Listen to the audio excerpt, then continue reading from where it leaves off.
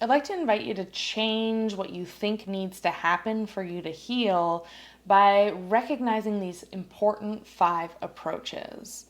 Now, by exploring, integrating, and getting curious about what I'm about to share, you'll discover ways that you can make changes at a cellular level, and you'll discover that healing can actually be done with grace and ease, and that it doesn't have to be so complicated. So let's dive into these 5 approaches and make sure you stay to the end, because I'm going to share a tool that I personally still to this day use when things are a bit chaotic or challenging. Now, to help this video get seen by as many people as possible that are interested in this kind of thing, we got to play the algorithm game. So be sure to like this video, subscribe to my channel, and comment, share, do whatever it takes so we can get the word out.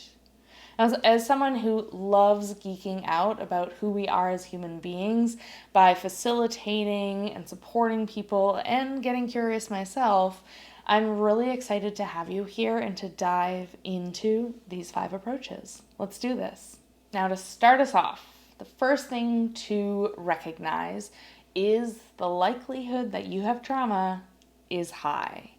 Now, whether this is intergenerational trauma, early developmental trauma, shock trauma, past life trauma, it doesn't really matter. What's important to recognize is that trauma is us still trying to survive.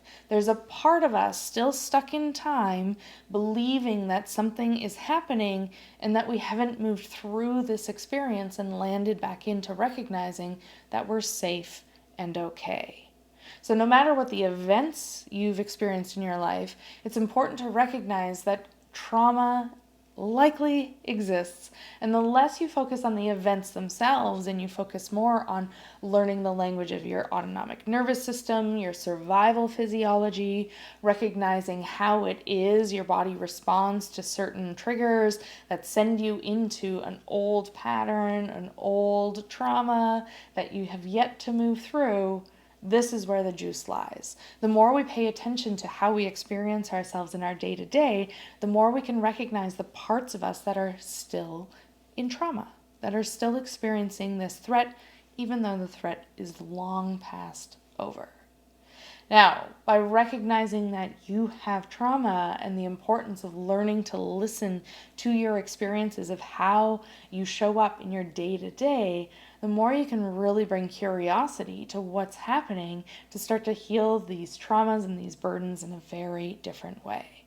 Now, I'll go into trauma more specifically in another video, but for now, let's move on to the next approach, which is recognizing that you're not broken. Yeah, you have trauma. We all have trauma.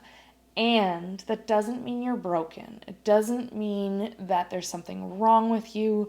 And it definitely doesn't mean that you need to fix yourself. Now, this can be a challenging one because we're drilled to believe that there's something wrong with us and we have to fix ourselves. But the more we recognize that there's actually nothing to fix, it's just this part of you that's stuck still trying to survive, things can change dramatically.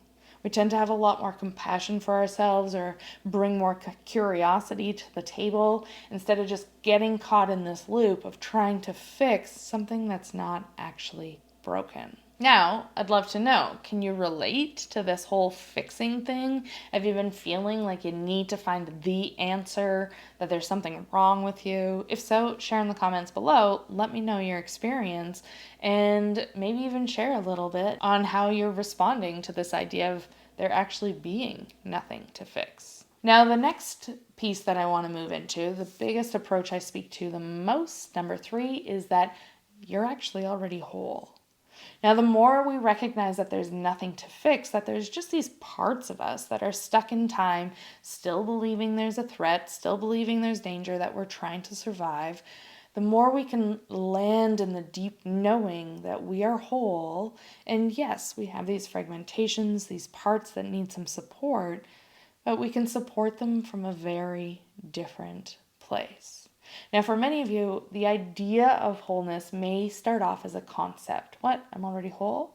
what are you talking about, Nicole? But the more you get curious about this experience of wholeness that lies within each of us, the more you'll discover you can hold these parts of you that are stuck in time, stuck in your trauma, in a very different way. And at the end of the video, I'll give you a little bit of exploration that you can try to support you with this concept of wholeness.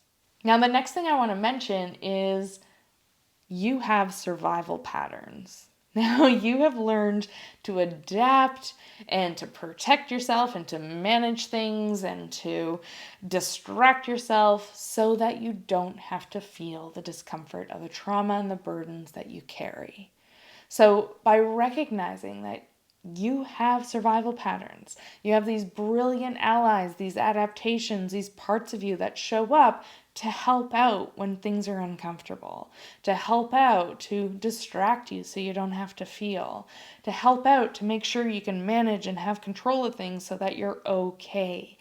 Now, the more you get familiar with the flavor of these survival patterns and these parts of you that really play a really important role so that you don't have to feel this thing that you're stuck in, so you don't have to feel the intensity of the trauma that feels too scary to look at, so you don't have to dive into these burdens that you've been carrying. These survival patterns play such an important role in letting you survive through life, right? They allow you to do what you need to do to get by. So thanking those survival patterns, recognizing you have them, getting curious about how they show up, how you experience yourself in them when you can tell you're in one versus when you're showing up authentically, is such a juicy thing to start getting curious about. Now, in another video, I'll talk further about survival patterns and these parts of us, so that you can really geek out a little further. So be sure to subscribe so you get notified on that video when it comes out. If you hit that bell thing, it also sends you alerts to let you know. I'm really excited for that video because I talk about survival patterns and these parts of us a lot. Now, the last approach I'd like to invite you to get curious about is recognizing that you are a whole human being having a whole human experience.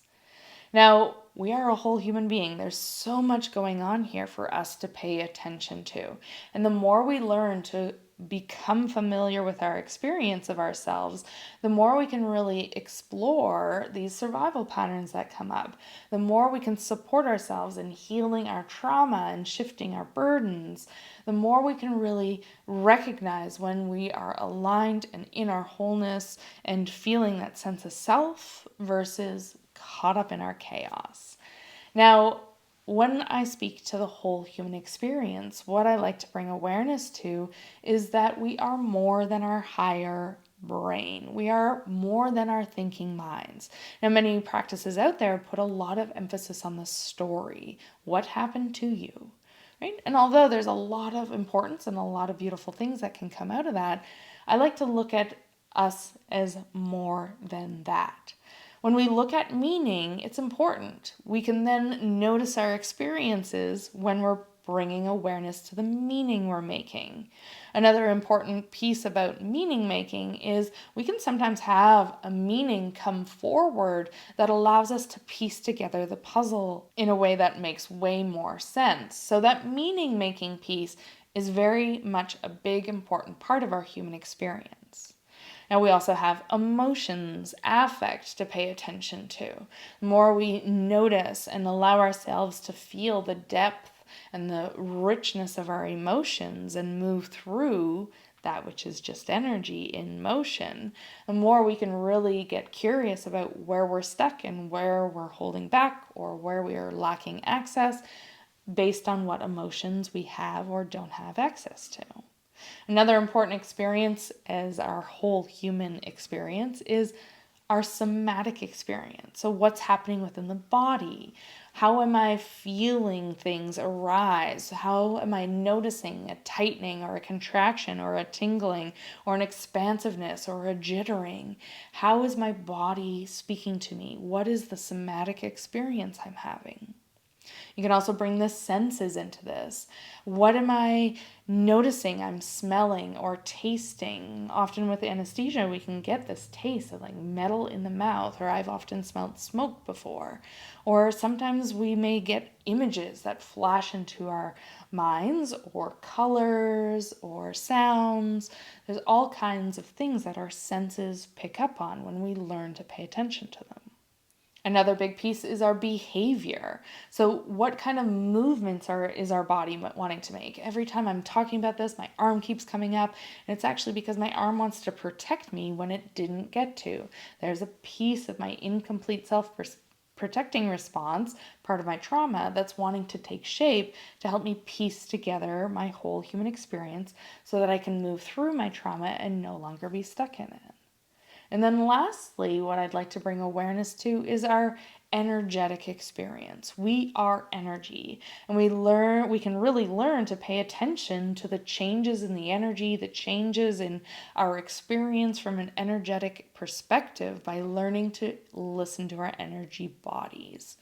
So the whole human experience is pretty complex. I'll go more into that in another video, but for now, I invite you to recognize what part of your whole human experience do you rely on the most, and what do you never really pay attention to? And how can you start to take some of what I just shared and bring more awareness to what you're noticing in your day-to-day so that you get to know yourself in a very different way? For me, it's really important to recognize how I'm constantly experiencing myself, because that's information.